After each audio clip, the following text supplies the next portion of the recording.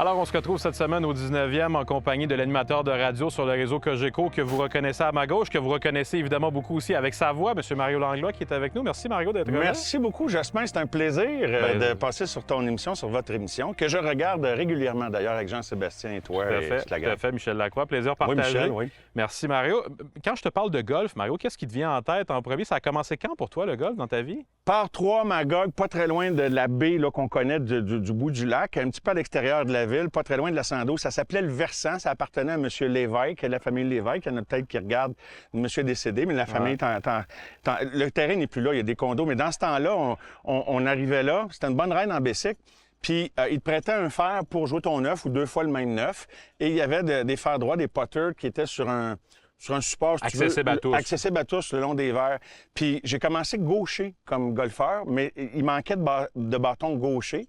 Fait qu'à un moment donné, ben c'était où je prenais un droitier ou je ne jouais pas. Mais rendu là, après la reine en bicycle, tu voulais pas retourner sans jouer. Alors, c'est là que je suis devenu droitier. Puis c'est là que le déclic du golf s'est produit, d'apprendre à jouer au golf. Puis d'aimer ça assez rapidement, je t'avouerai. Sans nécessairement devenir un joueur. Tu sais, j'ai eu un sac seulement dans la vingtaine avancée, là. Okay. Mais j'avais eu le contact avec le frapper la balle. Qu'est-ce qui t'avait intéressé dans ce sport-là? Est-ce que c'était plus le côté stratégique, le côté technique, le côté social qu'on aime aussi du golf? Qu'est-ce qui est venu te chercher? Jeune, je peux pas te dire. Je pense que j'aimais juste, c'était comme quelque chose d'inaccessible. C'était pas quelque chose qu'on pratiquait dans la famille. Mes parents jouaient pas au golf, puis j'avais un de mes oncles, puis je jouais sur des petits terrains modestes, dont un par toi. Fait que ça m'a initié tranquillement par la porte d'à côté sur des terrains comme ça. Plus tard dans la vie, puis même aujourd'hui, puis depuis plusieurs années, tu vois, j'ai 3 enfants de 33, 20 depuis 2 semaines, et ma fille qui va avoir 18 au mois d'octobre. Puis je joue avec mes 3 enfants, puis j'ai joué avec chacun d'entre eux à tour de rôle, un bon écart. C'est des beaux moments. Je les ai amenés sur le terrain, mais évidemment pas tous en même temps, parce qu'ils sont pas nés en même temps, mais c'est comme, moi, une journée de rêve, c'est d'aller jouer au golf avec mes 3 enfants, ou avec des amis également, parce qu'ils sont pas tout le temps disponibles, mais ça a été beaucoup ça.